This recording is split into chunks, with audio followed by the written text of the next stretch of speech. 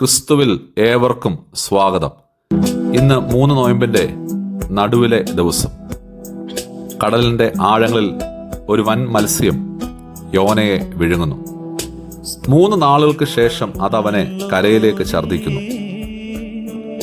പ്രലോഭനങ്ങളുടെയും പരീക്ഷകളുടെയും തിരമാലകളിൽപ്പെട്ട് ഉഴലുന്നവന്, നിരാശയുടെ നിലയില്ലാ കയങ്ങളിൽ വീണു പോകുന്നതിനുമായ ബലഹീന മനുഷ്യന് ഇനിയും ഒരു തിരിച്ചുവരവിന് സാധ്യതയുണ്ടെന്ന് വിളിച്ചോതുന്ന ദൈവകരുണയുടെ ആഘോഷമാണ് യോനയുടെ പുസ്തകത്തിലുടനീളം ഉള്ളത്.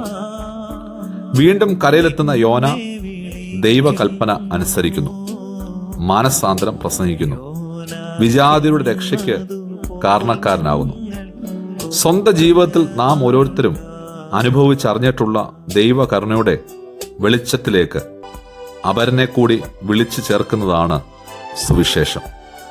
ശരിക്കും എത്രയോ വട്ടം അവന്റെ കൽപ്പനകൾ തെറ്റിച്ചിട്ടും അവനിൽ നിന്ന് അകന്നു നിൽക്കാൻ ശ്രമിച്ചിട്ടും ദൈവം ഇല്ല എന്ന് ചിന്തിച്ച് ദൈവസ്നേഹത്തെ മറന്നിട്ടും തന്നിഷ്ടങ്ങളുടെ കപ്പലേറി ഓടിയിട്ടും കഠിന പരീക്ഷകളിൽ ഉലഞ്ഞ് കൊടും നിരാശയുടെ ആഴങ്ങളിലേക്ക് വീണിട്ടും അവനിന്നും ചില വലിയ തിമിംഗലങ്ങളെ നമുക്ക് വേണ്ടി കരുതി വെക്കാറില്ലേ?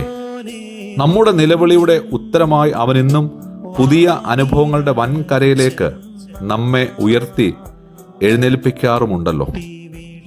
പ്രിയമുള്ളവരെ, ഒന്ന് മാത്രമേ അവൻ ആഗ്രഹിക്കുന്നുള്ളൂ.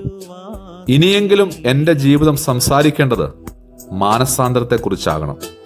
എൻ്റെ ജീവിതത്തിലെ വഴിതെറ്റലുകൾ എന്നെ വീഴ്ത്തിയത് ഓർക്കുവാനും എൻ്റെ നിസ്സാരത എത്രമാത്രം ആണെന്നറിഞ്ഞ് അപരനെ വിചാരണ ചെയ്യാതിരിക്കാനും സ്വയം അനുദപിക്കാനും ഈ ദിനങ്ങൾ നാം ഓരോരുത്തരെയും പ്രാപ്തരാക്കണം.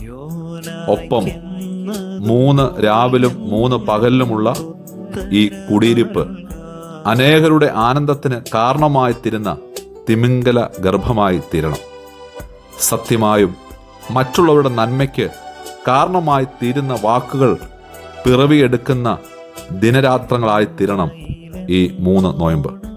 മസ്കറ്റ് മർത്തശ്മുനി പള്ളിയിൽ നിന്നും നിങ്ങളുടെ ജോർജി ജോൺ കട്ടച്ചിറയച്ചൻ.